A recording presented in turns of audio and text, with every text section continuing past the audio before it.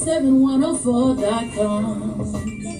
This is Zanetta Wingfield, and you're listening to The Voice 17104.com. The Voice 17104.com. Welcome, my brothers and sisters, to the Richard James Show on 17104, The Voice. Greetings, my friends, and salutations. Welcome again to the Richard James Show. It's another day that the Lord has sent, and we're blessed to be here and to take part in that particular day. We're going to lift up two topics that we've lifted up before, but we're going to try to weld them together. One, we want to lift up Black businesses, African-American support for Black business and why we should do so. The other things we want to lift up is reparations for past injustices, not only slavery, but discrimination and racism that continues to exist in our society. And there's a connection between the two. If we're aware of the Tulsa, Oklahoma riots that took place years ago, in which hundreds of Blacks were murdered and killed. And this Tulsa, Oklahoma was considered what we call the Black Wall Street. And Black business was destroyed and dismantled and torn apart. And that's happening in a lot of places. So we want to lift up and weld together the two. But first of all, I want to say that this Saturday, the Gaskins have done it again. They had an event that was absolutely wonderful. Pat Gaskin, as a matter of fact, it was Pat Gaskin's birthday. A belated happy birthday, Pat. Happy birthday to you. And I want to say, and I with great respect and honor due to both the Gaskin, that I admire your energy, I admire your agenda, and you continue to have these beautiful, wonderful events that promote unity and togetherness among our people. And they always seem to invite businesses. They always, Gaskins himself personally is one of my favorite customers in person that have been supportive throughout the years. And he supports vendors, both of them, Pat and her husband. They had vendors there, beautiful vendors there at that occasion. I was allowed to, and they had door prizes. He lifted up a door prize.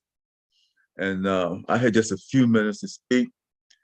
And I encourage individuals to please support Black businesses because we could not survive without you. Someone came over to my daughter and said to them, well, we better buy something for Richard James or he'll beat you up. No. Not at all. Whether you come over or not, we just want your support. And Richard James didn't have the only business there. There were businesses there, vendors that were absolutely great. And we just want you to support so we can support each other because we are you and you are we. And there's no way a business can survive and thrive without someone coming in and making a purchase or establish a relationship and get their service. We can't do it without you. That's all I'm saying. We need you. We want you. And we want to provide excellent service for you. And not only that, we want to treat you like you're a human being and treat you with love. And we love you. We care about you. We love people, but we particularly love our own. And so when we lift it up and say, please support Black business, don't take it as if somebody's going to down you or hurt you if you don't do it. No. Give it some thought. If there's something a business has that you need, consider the Black business as well as the majority business, okay? If you can get what you want, from a Black business as opposed to going to one of the major corporations, give us a chance. At least do that. I've had some situations in which individuals who are very, very close friends, they want to say hi, they want to come by and do that. But at the same time, they don't understand the extreme importance of them doing something in terms of supporting that business. And if they're a retail business and you don't make a purchase, we're going to die. We'll fold up our tents and actually die. If we're a service organization, uh, and you need some type of service, whether it's real estate uh, or some other type of service, if you don't use it, you're gonna die. We need you. We want you. We love you. We care about you. We are you. And that was the message that I was trying to deliver. No, we don't want to beat you up. We want to caress you and bring you into the fold and work with you and establish a very positive relationship with you. And we as a people, getting to the reparation side, we as a people have suffered long and hard, and we need to do something about it. And the nation, and also not just the nation. And see, everybody's talking about reparations and talking about cities and municipalities and state governments, but some of these major corporations are equally responsible for discrimination, for racism, and they need to compensate for what they've done. These major corporations, they have to let out sometimes hundreds of small contracts for different forms of services. And they should include minority businesses who can render that service. Sometimes they can do it even better. Yes, we're in America and things are competitive and we have to compete with other businesses. But I think when you're talking about GM, you're talking about Ford Motor Company. I'm just throwing out some names of major corporations, and you have discriminated against Black workers. There was a time when I can remember when I was told by Ford Motor Company employee that we don't hire Blacks. And this was not in the South, it was in the North, it was in Chester, Pennsylvania. So what I'm saying is reparations is just not due from government. Government is in fact the people.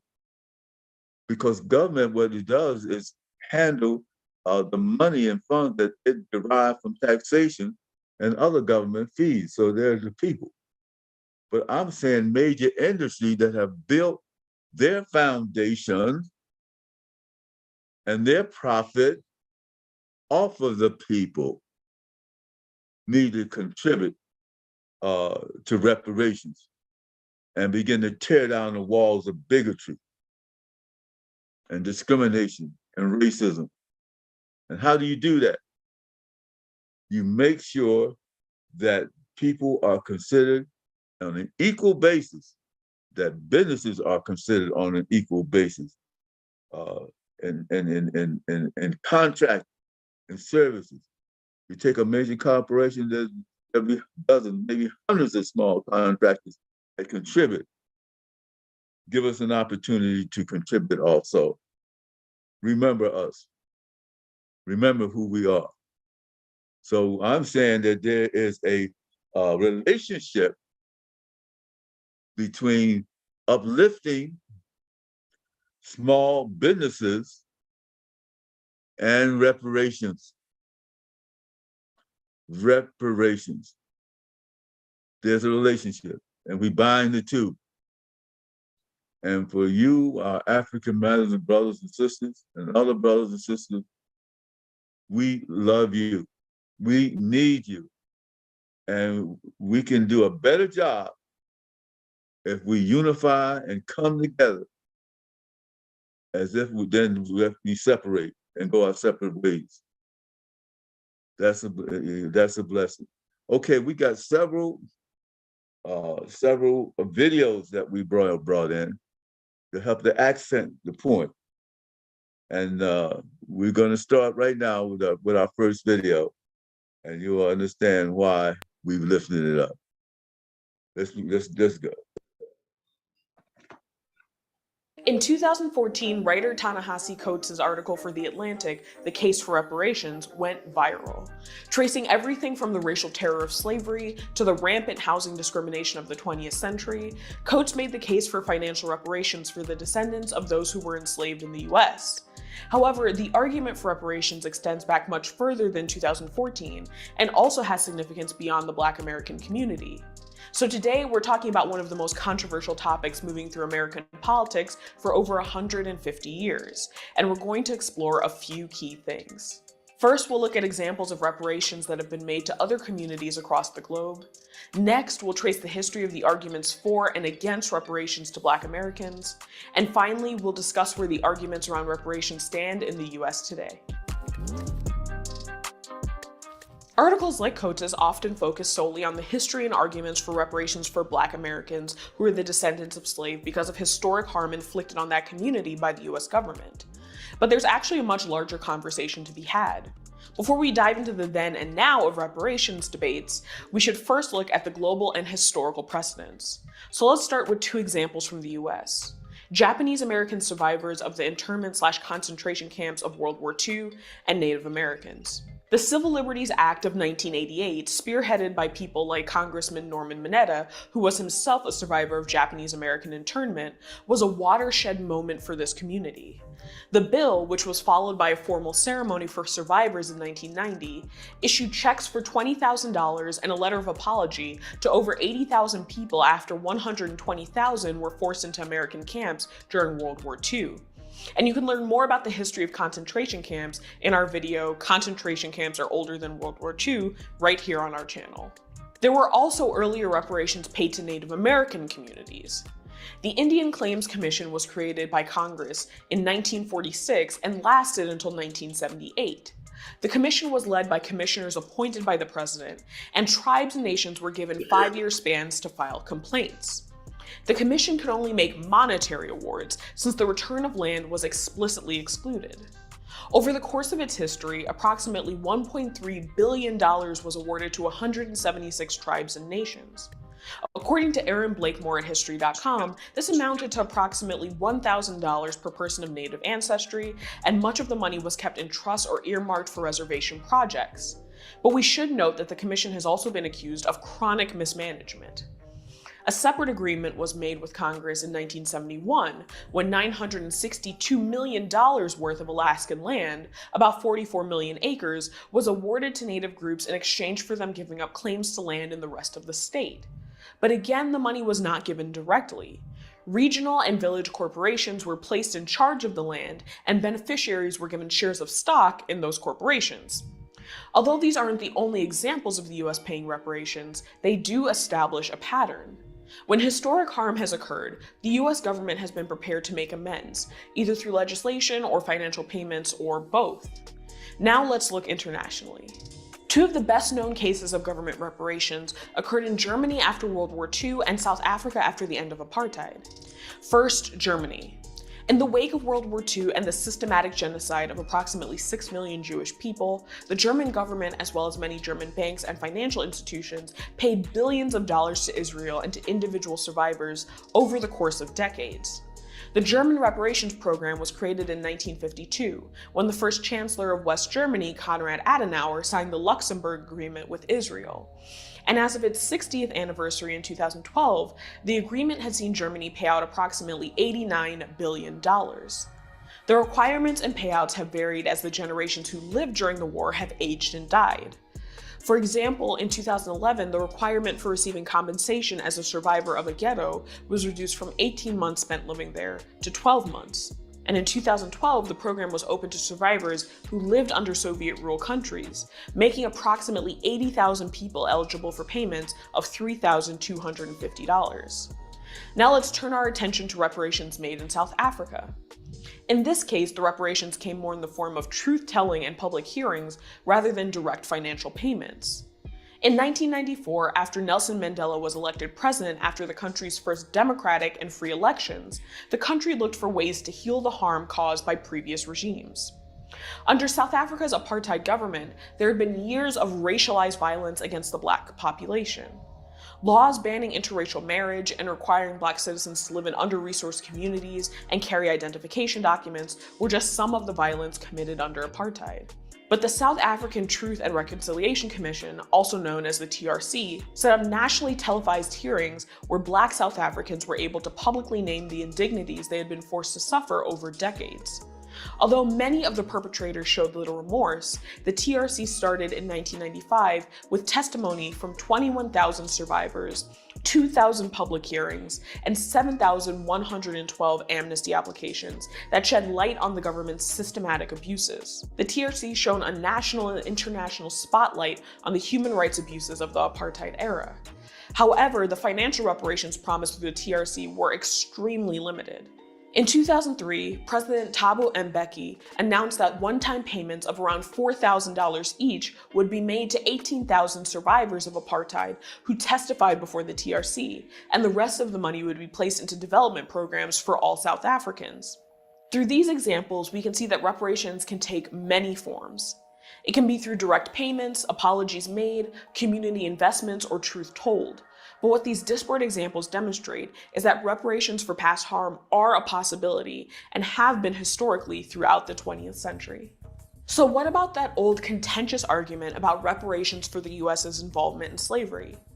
It's an argument that stretches back to the end of the Civil War and continues to this day. If you've heard anything about the argument for reparations being made to Black Americans, then you've probably heard the phrase 40 acres and a mule. But where does this oft-quoted phrase and the idea behind it come from? Although it's come to stand for the promises made and broken to the formerly enslaved immediately following the abolition of slavery and the end of the Civil War, this history is also a little more complicated than that. General William T. Sherman's Special Field Order No. 15 is the original source of this historical nugget, although the mule wasn't actually included in the text of the order.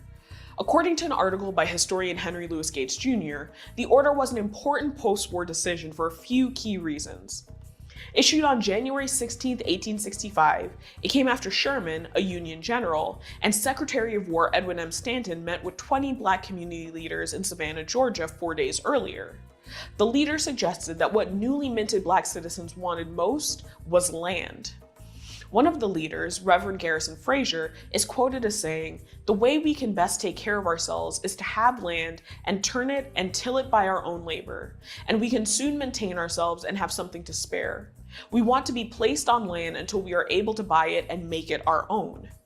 When asked, all but one member of the group of community leaders agreed that Black people should form self-run communities in order to avoid the prejudice of the South. In addition to listening to these suggestions, Stanton and Sherman had their own reasons for allocating land to newly freed Black people.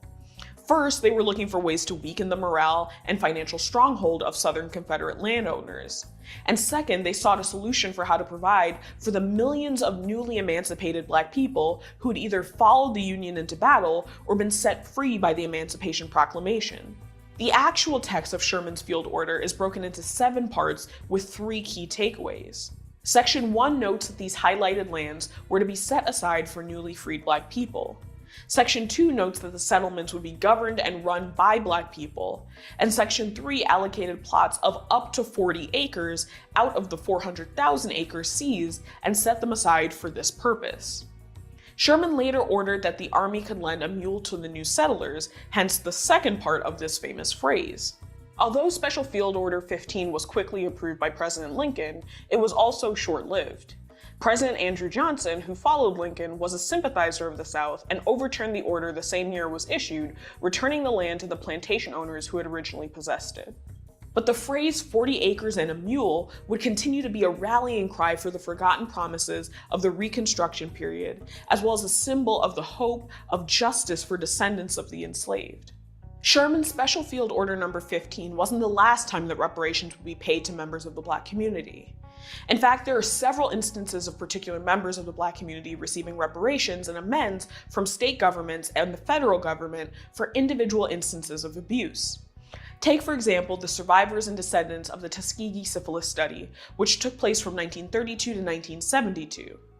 During these years, researchers and doctors told poor Black men who signed up for the study that they were receiving treatment for syphilis, when instead they were getting vitamins and placebos, leaving the disease to spread unchecked. Over time, the men got sicker and spread the disease to their partners and even their children at birth. You can learn more about the lasting impacts of this study in our video, Health Disparities in the Black Community, Past and Present. The Associated Press's Jean Heller broke the story in 1972, and after public backlash, the study shut down. In response to the revelations, the survivors received an out-of-court settlement of $10 million. The US also promised healthcare and burial services to the men affected, and later provided healthcare and other services to their spouses and descendants. In 1997, President Clinton issued an apology for the government's role in the cruel experiment. The city of Chicago also paid reparations to victims of former police commander John Burge. For almost 20 years, from the 1970s to the 1990s, Burge led a crew of officers who tortured mostly black men into giving confessions for crimes they did not commit. Over 125 men were tortured by Burge and his affiliates, and in 2015 the city approved reparations for the survivors of these crimes. The $5.5 million settlement included money paid to the survivors and their families, waived tuition to city colleges, a mandatory Chicago public schools curriculum about Burge's crimes, and a public memorial, which as of the creation of this video is yet to be built. So where does that leave us in regards to the arguments for reparations for descendants of the enslaved? Many detractors of the argument point to the fact that no one alive today was personally or financially responsible for the crimes committed prior to emancipation. And yet, as is the case with reparations paid to Native Americans and descendants of the victims in some of the examples I shared, reparations for past harm can and have been paid after all of those involved in the original act have passed away. People who are in favor of reparations, such as Coates, argue that the historic disparities that have existed within the Black community in the US, such as the wealth gap, housing disparities, and health disparities, are a direct result of the economic and social legacies of slavery. In her article, Reparations History and the Origins of Global Justice, Professor Katrina Forrester notes the long history throughout the 20th and 21st century of the fight for slavery reparations in the Black community. And even within groups that advocated or continue to advocate for reparations, there's still tons of disagreement. Forster writes, American proponents of reparations for slavery disagree over what they would look like. Pecuniary or non-pecuniary, one-off cash transfers to individuals as in South Africa, or compensation in the form of transfers or pensions like German reparations to Jewish victims of Nazism.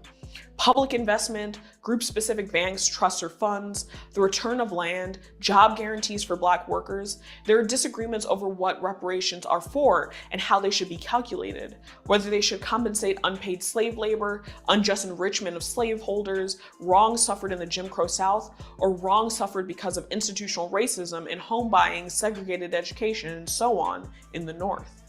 Forster's argument brings up a great point. Although there has been persistent agitation for reparations for decades, people rarely agree on what the outcome would look like. But I would argue that's in large part because there have been many models of reparations made throughout the 20th century, rather than a lack of imagination about what can be done to repair historic harm caused by the government. So where does that leave us now? Well, in 2019, the House of Representatives considered starting a commission on reparations for slavery, and in that same year, they held a hearing in which experts, including journalists like Coates, were asked to testify. And although no reparations for slavery have been made since, there's still ongoing activism and interest in seeing the conversation moved forward. But regardless of where you fall in this particular instance of reparations, the fact remains that there are historical and legal precedents for this type of action being paid to certain communities over time. Perhaps in the future we'll see the US tackle its own history with slavery through financial payments, greater educational understandings of the legacies of slavery, or some other method. But until some resolution can be reached, the debate rages on.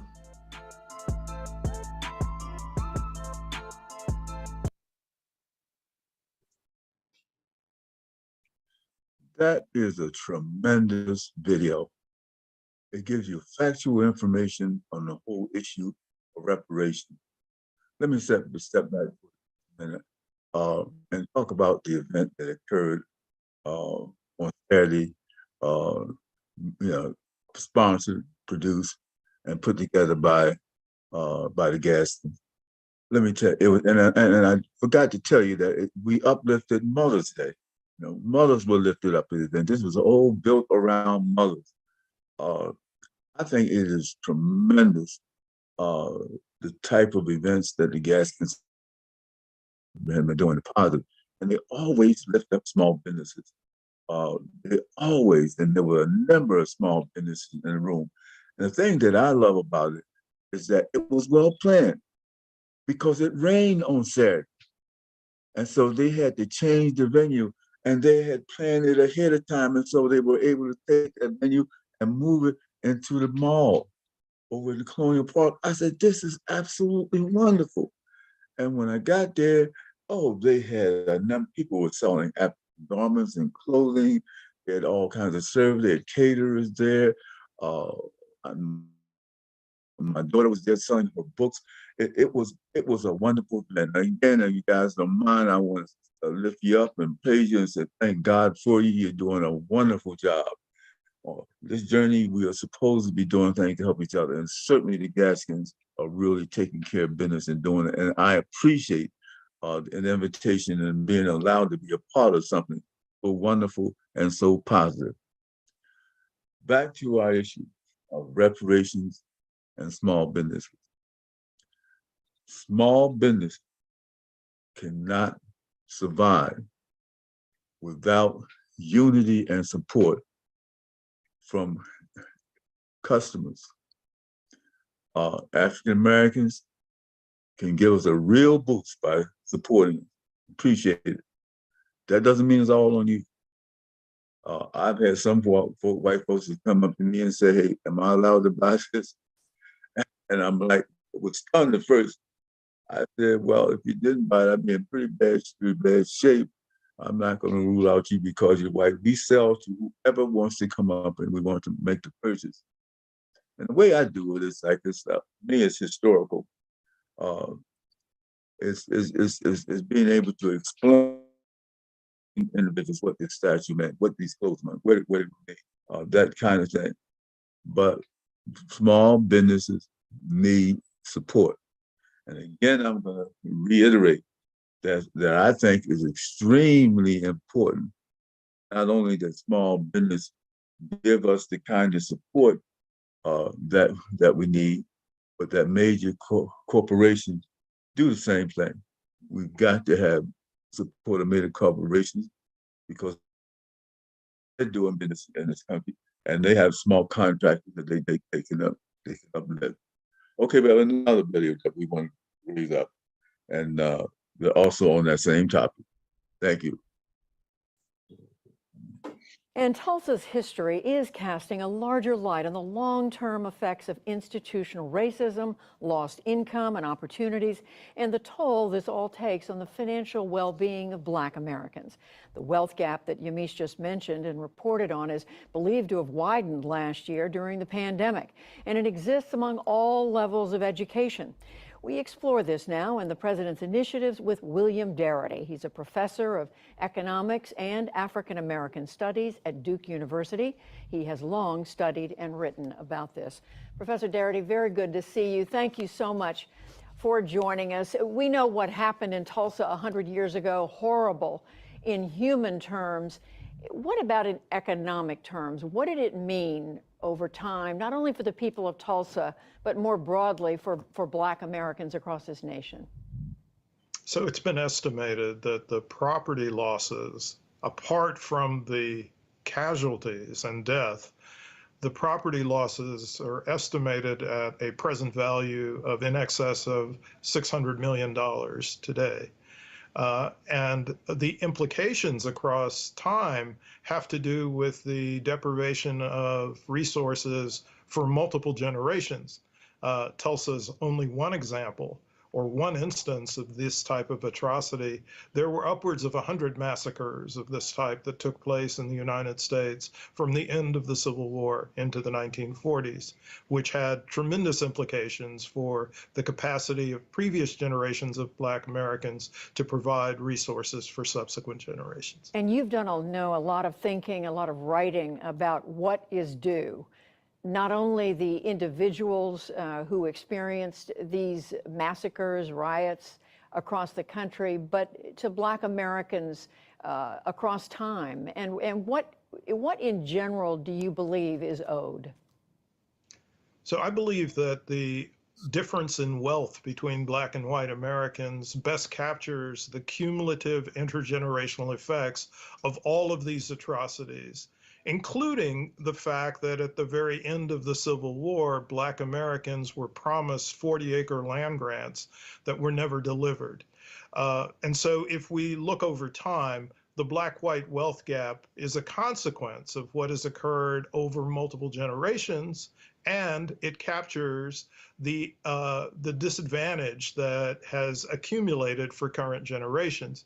And it amounts to $840,900 on average between a Black and white household. Another way to think about this is Black Americans who have ancestors who were enslaved in the United States constitute about 12% of the nation's population, but possess less than 2% of the nation's wealth. So if we're going to close that gap, it would require us to make a national expenditure in excess of $11 trillion. 11 trillion, an enormous sum. And what we are hearing from President Biden today is, among other things, he's talking about addressing housing inequities, taking a number of specific steps to try to ensure that the racial gap in the value of homes and the availability of housing is improved. He's also looking at economic opportunity, helping businesses. How far do steps like these go toward accomplishing the kind of broad reparations you're speaking about? So this is a situation in which the proposals are not necessarily bad ideas, but they won't go very far in terms of eliminating racial wealth differences.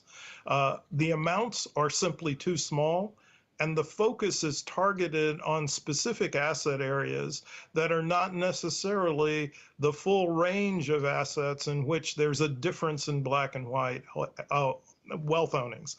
So if you look at the typical American's combination of assets, about 25% are attributable to an individual's primary residence, but a remaining 75% is attributable to retirement accounts, stocks and bonds, business ownership, and non-residential real estate. And so a focus exclusively on home ownership is not going to get us very far. And the amount that's proposed is extremely small relative to the entire gap. Well, the Biden administration at this point is not speaking about, they're not taking a position on reparations. They've said it's something that they are studying, but one can assume that part of what's going on here is the political reality of how difficult it would be to get something of that magnitude passed through the Congress when the president is having a hard time even getting something like infrastructure through. So it's over 155 years due, but you're correct. I don't think it's likely that a serious reparations plan would pass the current Congress. However, there has been a sea change in public attitude about reparations for Black Americans. In the year 2000, only about 4% of white Americans endorsed reparations. By the year 2018, that percentage had risen to 16%, low, but definitely not 4%. And today, the best estimates suggest that it's about 30% of Americans who endorse the idea of reparative justice for Black Americans. So the momentum is moving in the right direction. We'll have to see if this is something sustainable. But other types of policies, like the president is proposing, fall far short from addressing the racial wealth gap. I hear what you're saying, Professor Darity. They fall short, and we didn't mention the aid the president's speaking about in terms of transportation, where entire communities have been split open and divided because of highways, for example, that have gone through. But are these kinds of steps, are they harmful, or is it that they just, can they even count as first steps toward what you were saying is necessary?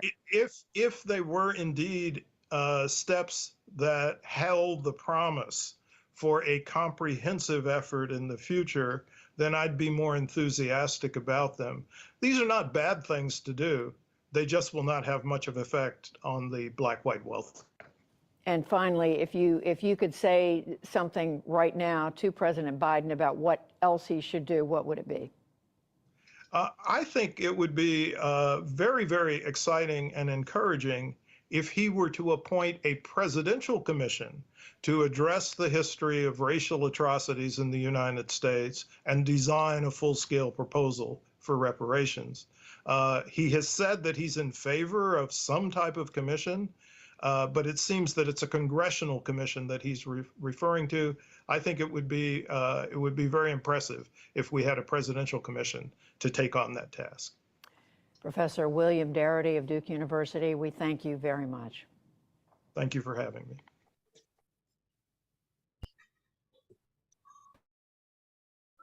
Another very interesting and very informative and factual presentation. But let's take another look. Now, President Biden has lifted up and actually passed an infrastructure bill where that bridges throughout the country, which badly need repairs, can be repaired. Roads can be repaired. That pass is there. How does that figure with reparations? You got contracts, contractors, minor, small businesses that are doing a whole range of things in regards supplying materials, supplying labor. Those type of things can be used to help out and lift up reparations. Make sure small businesses get a portion of those contracts that are being lifted up and presented. And that's not happening. Make sure that people of color, people who whose ancestors went through slavery, are able to get positions and jobs on these roadways. Make sure that happens. So there's a whole number of ways of applying reparations and correcting past injustices by using what you have to do what you must do. And that's one particular way of doing it. Okay, we have a new one we're gonna lift up now. In our last video, places where they have begun to pay some reparations in many different forms and many different ways. You're gonna like this one. All right, here we go. We're rolling the next video. Hello and welcome back. In this original Black Excellence presentation, we will highlight 11 cities on track to pay reparations to Black Americans.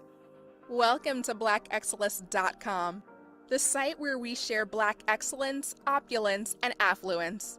Our mission is to inspire you as we enlighten you.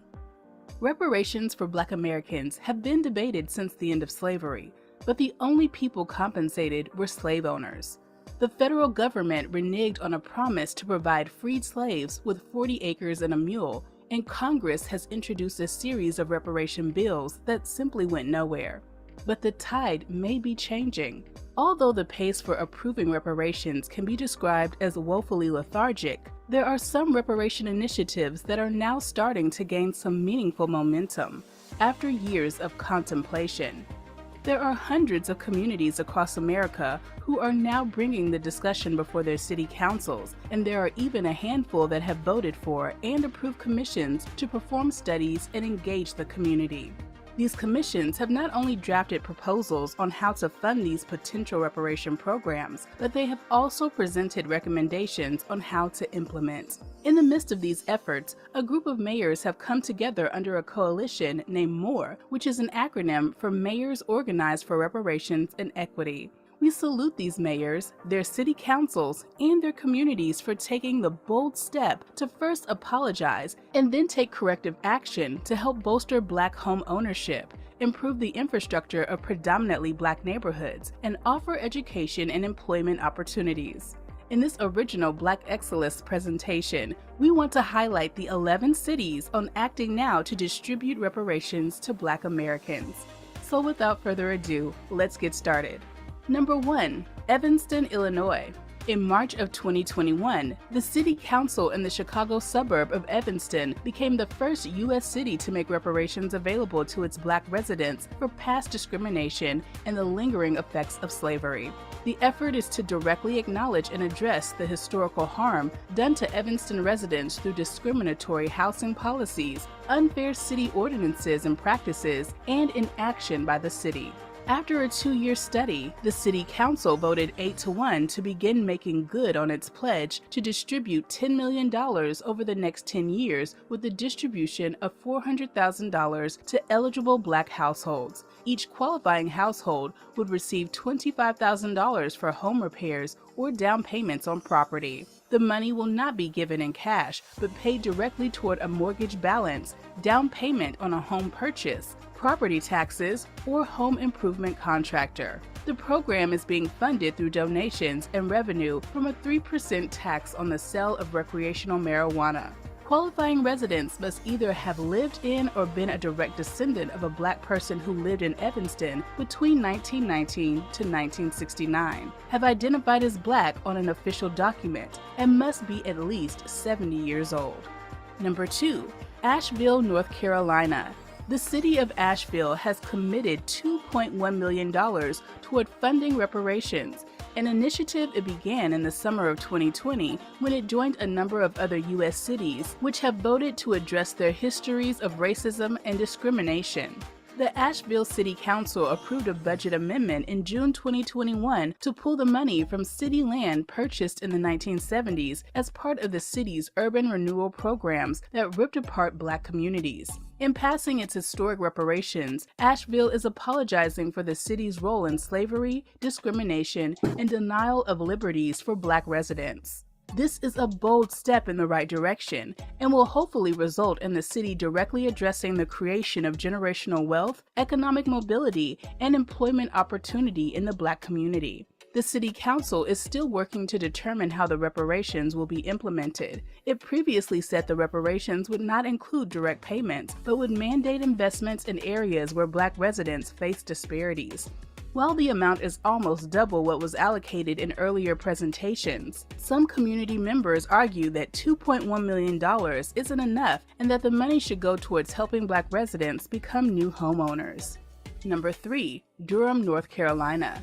Durham is showing what providing reparations for slavery could look like by actually trying to do it. The city's budget for the 2022 fiscal year includes $6 million that will go toward green and equitable infrastructure in historically Black neighborhoods. And it has made a commitment to the future with a promise to allocate money to the Reparations Fund every year going forward. The movement gained traction in 2018 when the Durham City Council passed a resolution calling for reparations to descendants of enslaved people, forming a racial equity task force. The task force submitted a 60-page report to the City Council to invest in things like home ownership and healthcare in areas where Black residents face disparities. In the same year, the City Council voted to invest in things like local reparations program as part of the city's anti-racism work. Leaders say that the budget approved for Durham will fund community safety, affordable housing, green and equitable infrastructure projects, as well as COVID-19 recovery. There was also a property tax increase in Durham of 2 cents, with 25% of the tax hike going towards the green infrastructure portion of the Reparation Fund. Number 4, Tallahassee, Oklahoma. Tallahassee's mayor, Keisha Curran, is leading the effort for the smallest of the communities who have joined more. With only 150 residents, it is also the only historically Black town. Located just 45 miles southeast of Tulsa, Oklahoma, the community was founded in 1881 and incorporated in 1902 by freedmen who were previously enslaved by the Creek Indians. It was not long after its incorporation that the small town began to flourish. A school was opened for Black and Indigenous children, and it was eventually turned into a historic all-Black college called Flipper Davis College. Mayor Curran helped kick off the effort for Tallahassee to research and understand the impact reparations could have on their community. The town had its first advisory commission meeting in October of 2021 and has established objectives to make recommendations for developing a pilot reparations program and what it will entail.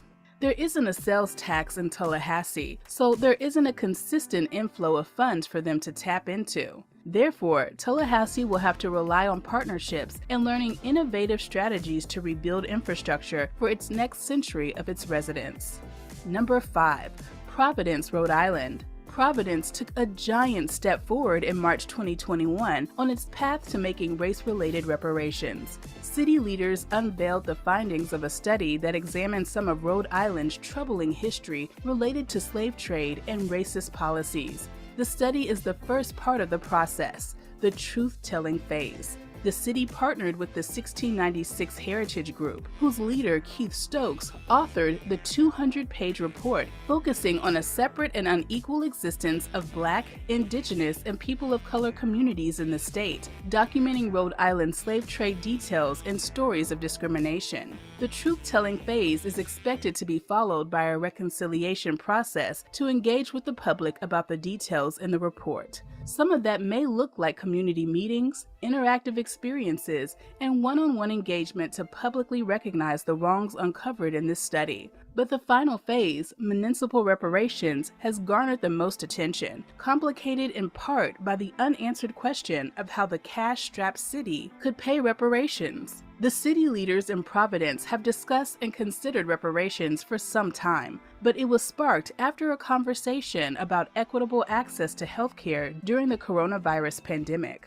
Number 6. Iowa City, Iowa. A groundbreaking effort to document and dismantle institutional racism in Iowa's most liberal city was launched in September 2021 with the creation of the Truth and Reconciliation Commission. The council created the commission after months of protests calling for racial justice in Iowa City, a college town of 75,000 known for progressive politics, but also racial disparities between whites and blacks in criminal justice, education, and business. The first of its kind in Iowa, the commission is tasked with working toward 3 goals: fact-finding, truth-telling, and reconciliation related to racial inequity, and eventually using the conversations to recommend policy changes to City Council. The commission was asked to collect evidence of systemic racism in institutions through public hearings and other fact-finding to make policy recommendations to fix problems.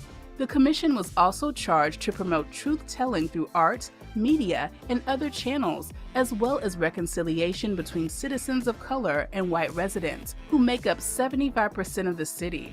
It's also giving input into how to use a $1 million funding commitment the city made to promote racial equity and social justice. Number 7. Sacramento, California. California is the first state in the country to develop a statewide reparations task force to study the history of slavery and the current harms it continues to cause. It was established when Assembly Bill 3121 was enacted in September 2020. However, the mayor of Sacramento, Darrell Steinberg, is taking action to address racial equity, economic inclusion, and affordable housing. Since taking office, he has set an agenda to provide more opportunities for communities of color, especially African American. He started by committing 80% of a 2018 sales tax increase that was projected to generate $50 million a year to better housing and quality education for African American and Latino communities. And over the course of the last 3+ years, Sacramento has invested $119 million into these same areas. Steinberg supports direct payments for anybody who can show that, generationally, they have been disadvantaged as a result of America's original sin, slavery. He believes that with the help of the state and federal government, reparations is an opportunity to expand and intensify the nation's commitment to investing in African American businesses, African American youth, African American home ownership, and in African American nonprofits and creative economy. Number 8. Austin, Texas. Austin Mayor Steve Adler says now is the time to correct the wrongs of Austin's past. He believes that the city has a moral obligation to give its citizens an equitable chance to succeed without coming to the starting line with the burdens that were created by systemic racism in the past. Currently, the city is working with the University of Texas to research ways to better help African American communities. While the exact solutions are still unknown, they could include investing more in schools, broadband, healthcare, businesses, or even restitution. Additionally, Austin City Council is devising a plan to create a Black Resource and Cultural Center in East Austin. Members also voted to formally apologize for the city's participation in the enslavement of Black people, segregation, and institutionally racist practices such as redlining.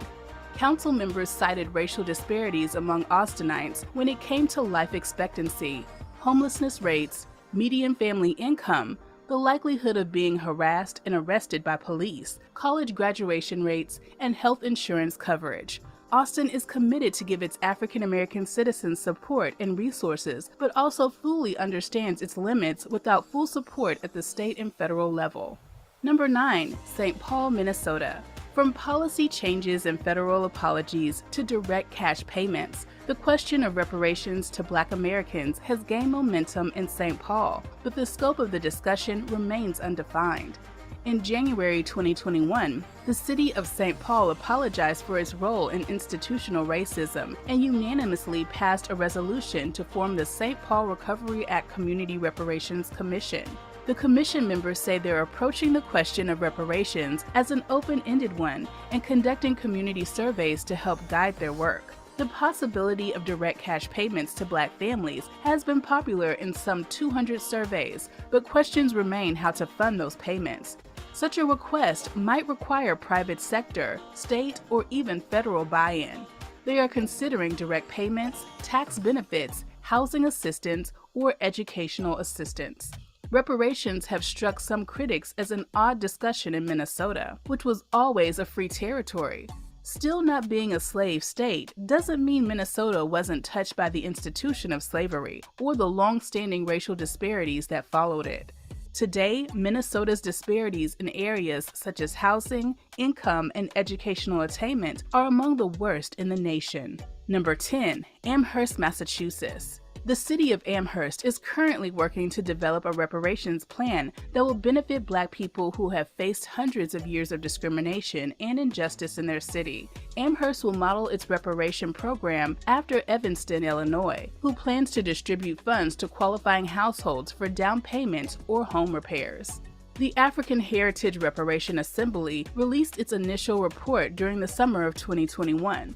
Since the report emphasizes continued discussions with residents, community engagement is set to begin in early 2022. Another critical task will be implementing a Black census that will help determine the eligibility criteria. Completing this will help determine what funds are available and which municipal and community bodies will guide the work. While the Town Council has already approved establishing the Reparations Fund, no funds are yet available, though a current plan is in motion for actually transferring money into the fund. The certified free cash amount from fiscal year 2021 in the amount of $206,000 could be used to kickstart the fund. The Assembly Group is also looking at other avenues for building the fund, including revenue from cannabis sales, other city fund sources, along with private fundraising and grants. Number 11, Kansas City, Missouri. Kansas City Mayor Quentin Lucas is vowing to pay reparations for slavery to Black people in Kansas City. Lucas is working with local community leaders like Gwen Grant, president of the Urban League of Greater Kansas City. Grant has underscored the stark disparities between Black and white Kansas Cityans in areas of median income, home ownership, and poverty rates in several presentations.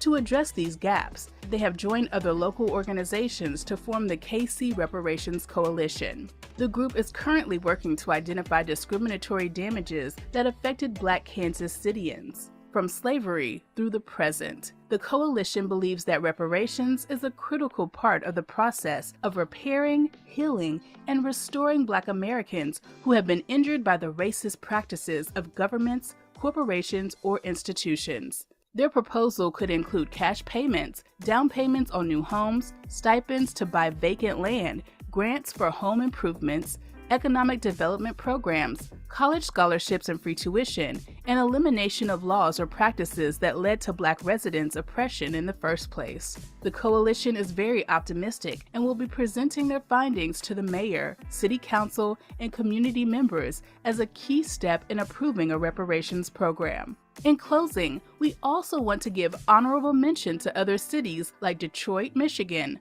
Boston, Massachusetts, and even San Francisco, California, who are also in the early stages of launching their own reparations commission and advisory committee, who are looking to leverage reparations and economic development programs to help close the wealth gap and provide better opportunities for their Black residents. We appreciate the fact that you stayed with us until the end. Thank you for spending time with us. And do you see the connection? Lifting up small businesses, allowing or enabling small business to grow and expand, and maybe eventually even hire employees to help conduct their business. Reparations for past injustice, for past discrimination. But a part of reparations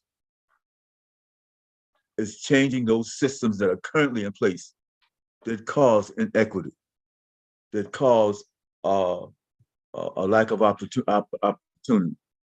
Change those systems. Hear what I say? Change those systems. Make sure that businesses have an equal playing field, that they're able to compete in a competitive way. We have to take a look at our financial institutions. Some of the most racist policies that exist are policies of our banks.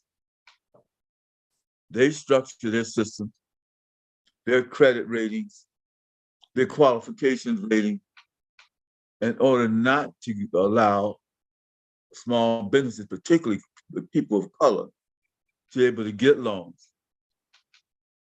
They don't do that. What we're saying is when we need to have reparations, we need to give folks the opportunity or ability to be able to take care of themselves. And I want to say to our community, the things that the government can do to help us. Make sure that we have the kind of services that are necessary to maintain our businesses. We have problems with drugs. It's like it is. We got problems with gangs, that kind of thing. And we as a folks have to, as a people, have got to come together and devise programs, come together with our institutions. A major, most important institution that exists within our community is the church. And the church has done a good job in many senses. But I think if we pull together in terms of unity and harmony, that we can get more things done in order to raise up our businesses, in order to repair our situations and change the laws so they will be effective. They talked about home ownership as one possibility. Allowing or enabling individuals to be able to own their own property, which creates equity, which creates wealth, is one of the critical things that can be done. That's one issue. And they named a number of different things that different cities are already beginning to experiment and begin to do. There's no reason why we can't get it done in Harrisburg. There's no reason why we can't get it done in Pennsylvania. We have the resources, we have spending power. So why not do something with that spending power in order to enhance our own community? I was listening to some of the old speeches of Brother Malcolm X, and he talked about our Black businesses. Louis Farrakhan talked about the same thing, lifting up Black businesses. So instead of lifting up the majority business and purchasing from them, and I'm taking that money to another part of town, to their part of town, why not lift up your own? And we're not gonna beat you up if you don't do it, God knows. It's just that it will help us survive, and we are you. Understand, when you talk about us, we talk about yourself. And when we recycle that money within the community, then we're more effective. We do more for each other. We're able to hire some folks. We were able to get some supplies from our own folks. We're able to support things, and we got a radio station here, the radio and television station, 17104. This is a small business. It's a minority-owned business. We need to support it, for God's sake. And when we support them, we support ourselves. Understand that it's a cycle kind of thing. You're just not putting money into somebody else's pocket. You're putting it in your own. And we need that. We really, really, really need that. Again, I'm going to congratulate Maria Consuelo James, who put on a play, an extremely successful play, May 7th, May 6th. There were several different performances. My wife, Mary, worked with her to structure and put that on. It was extremely successful. It was wonderful. I saw one of the performances, and I said, I thank God for that. And we were really pleased that both Black and white came out and supported the play. Without the support of African Americans, it would not have been a success. And that's all I'm saying.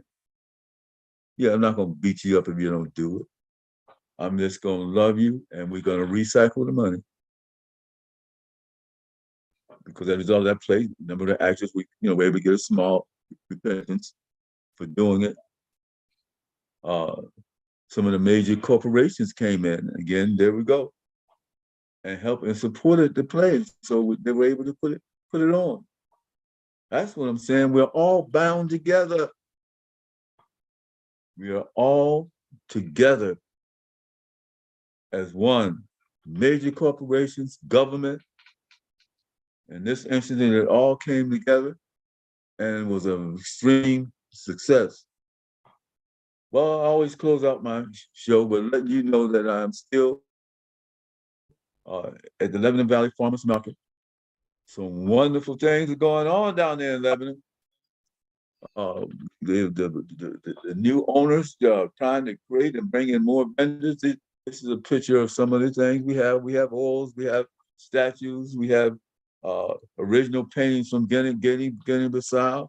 We have African clothing. We do drums, we do things, and we need you. I'm not going to kid you. We cannot make it without you. We need you.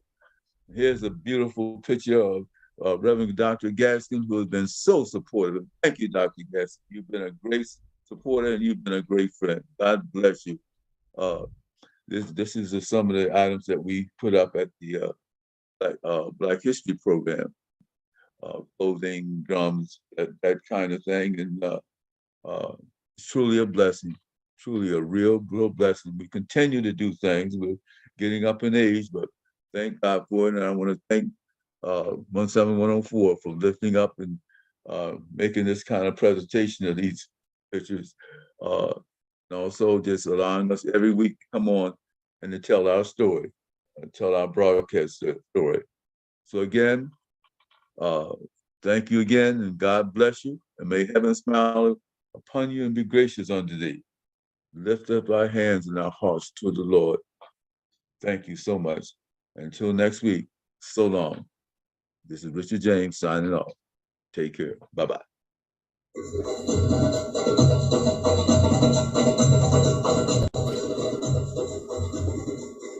Thank you again for tuning in to the Richard James Show. Our African and our African American programs are set up to educate you on what's going on in this world. And thank you for taking out the time to listen. Let us hear from you sometime also. So this is your neighbor and your friend signing off. Until I see you again next week and hear from you again next week. So long. God bless.